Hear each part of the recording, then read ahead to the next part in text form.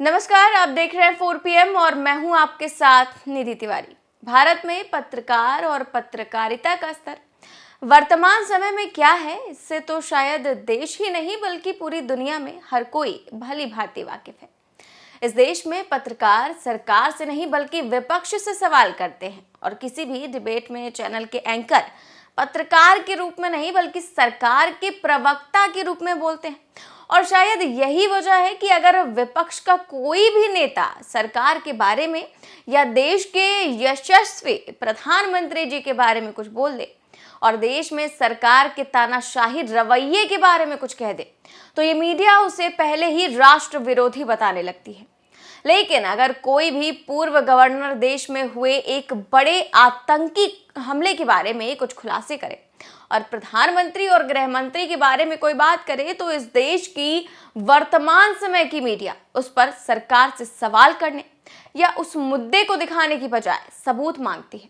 और कहा जाता है कि हम बिना सबूत कुछ भी नहीं दिखा सकते।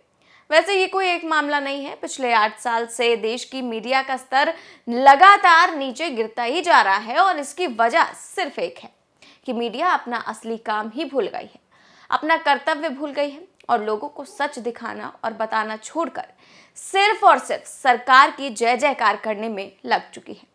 वैसे आप सोच रहे होंगे कि मैं अचानक अपने ही देश की मीडिया पर सवाल क्यों उठा रही हूँ, तो आपको बता दूं कि मैं भी एक पत्रकार हूँ।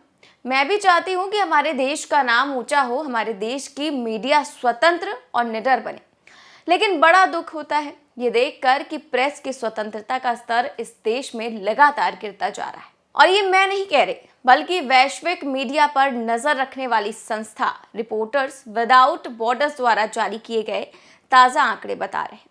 और इन ताज़ा आंकड़ों में भारत की स्थिति देखने के बाद ही मैं आज अपने ही देश की मीडिया के लिए ऐसी बातें कह रही हूँ, क्योंकि दुख होता है कि जिस देश को आज़ाद हुए 75 साल से ज़्यादा का समय बीत चुका है और देश अपने अमृतकाल में जी रहा है, वहाँ आज़ादी के इतने दिनों बाद भी पिछले 8 साल से इस देश की मीडिया गुलाम बनकर काम कर रही है।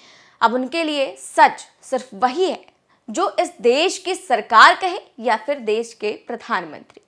इसलिए अपने देश की इस मीडिया की हालत देखकर वाकई में काफी दुख होता है और गुस्सा भी आता है। और अगर ताज़ा आंकड़ों पर नजर डालें तो रिपोर्टर्स विदाउट बॉर्डर्स यानी कि RSF के प्रेस स्वतंत्रता सूचकांक के मुताबिक वर्तमान समय में भारत की स्थिति काफी खराब है और वो 161वें स्थान पर पहुंच चुका है। यानी कि एक साल में भारत की स्थिति और भी खराब हुई है। इतना ही नहीं, RSF के अनुसार भारत उन 31 देशों में शामिल है जहां पत्रकारों के लिए स्थिति बेहद गंभीर है। इस बहुत गंभीर फहरिस्त में होना भारत जैसे लोकतांत्रिक देश के लिए वाकई एक शर्मनाक वाकया है। लेकिन हमारे देश की सरकार को अपने खिलाफ कुछ भी सुनना पसंद नहीं है, इसलिए देश में वो किसी को बोलने नहीं देते। और अगर देश के बाहर कोई एजेंसी या कोई संस्थान कोई सर्वे करती है और सरकार के मन मुताबिक नहीं दिखाती, तो हमारी सरकार उस रिपोर्ट और उस सर्वे को ही झूठा बता देती है। पिछले साल भी जब विश्व प्रेस स्वतंत्रता सूचकांक में भारत की स्थिति खराब दिखाई गई थी, तो हमारे देश की कल्याणकारी सरकार ने उसे मानने से ही मना कर दिया था और उसे गलत करार दिया था। पिछले साल फरवरी में केंद्र सरकार ने कहा था कि वो विश्व प्रेस स्वतंत्रता सूचकांक के विचारों और देश की रैंकिंग से सहमत नहीं है, क्योंकि ये एक विदेशी NGO द्वारा प्रकाशित किया गया है। वैसे ये पहली बार नहीं था। इससे पहले जब एक रिपोर्ट में भुखमरी के वैश्विक आंकड़ों में भारत का स्थान पाकिस्तान से भी नीचे दिखाया गया था, तब भी हमारे देश की मोदी सरकार ने उन आंकड़ों को गलत बताकर उन्हें मानने से ही इनकार कर दिया था।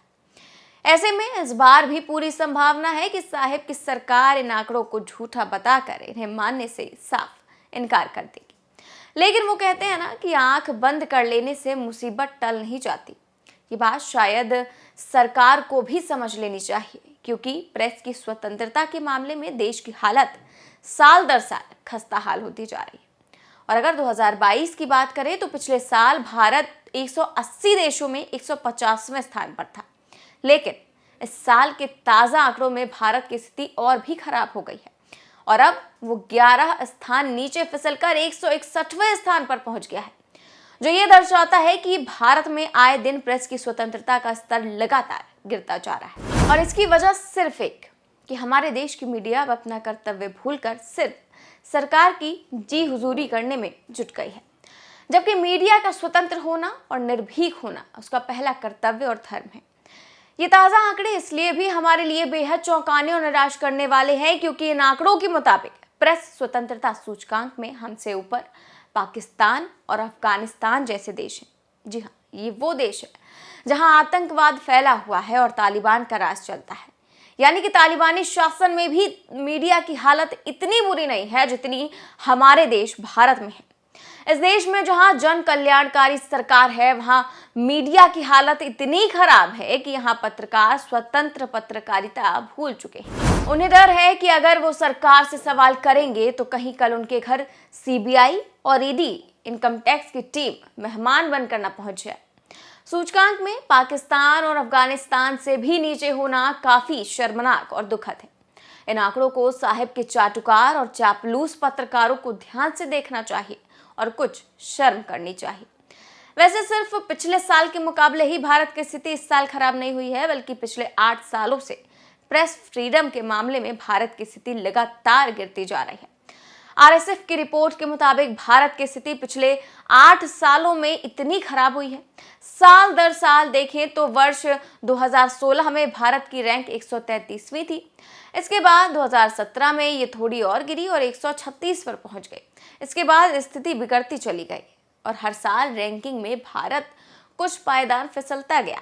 साल 2018 में भारत 138वें, 2019 में 140वें पायदान पर रहा, तो वहीं 2020-2021 में 142वीं रैंक रही, जबकि पिछले साल भारत 150वें स्थान पर पहुंच गया था और इस साल तो इससे भी 11 स्थान फिसलकर 161वें पर पहुंच गया है।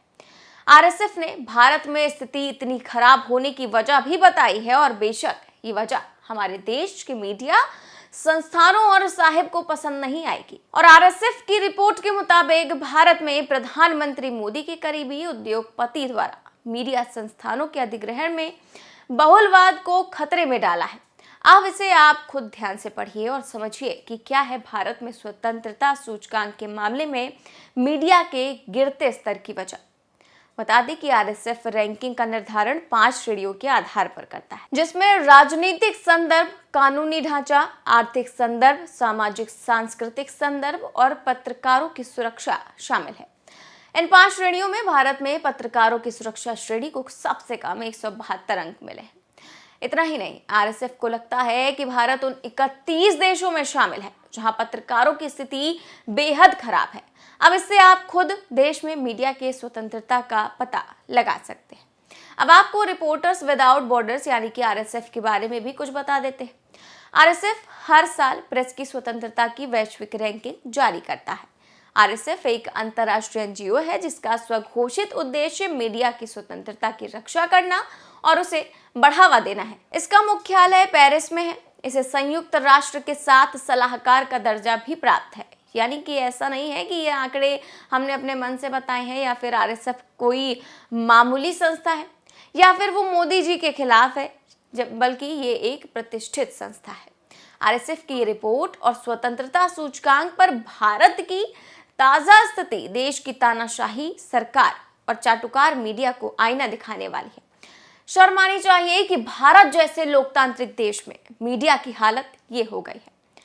हम स्वतंत्र प्रेस के मामले में वैश्विक स्तर पर पाकिस्तान और अफगानिस्तान से भी नीचे पहुंच गए। हमारे देश में जहां का लोकतंत्र सबसे मजबूत माना जाता है, वहां पर एक लोकतांत्रिक सरकार के अंदर मीडिया की स्वतंत्रता पूरी तरह से छिन्न भिन्न हो चुकी है। यहाँ की मीडिया का प्रथम कर्तव्य ही सरकार और साहिब की जी हुजूरी करना है और ये तब है जब देश की सर्वोच्च अदालत भी मीडिया संस्थानों को लताड़ लगा चुका है कि आपका काम स्वतंत्र रूप से लोगों को सच दिखाना और बताना है, ना कि सिर्फ सरकार की जय जयकार करना। लेकिन इस देश की मीडिया मानने को ही तैयार नहीं है।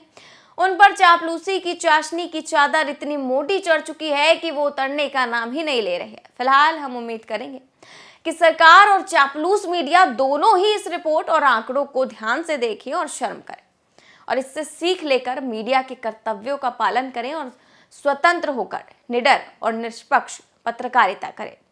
फिलहाल इस खबर में बस इतना ही। देश और दुनिया की तमाम बड़ी खबरें जानने के लिए देखते रहिए 4 PM न्यूज़ नेटवर्क। नमस्कार।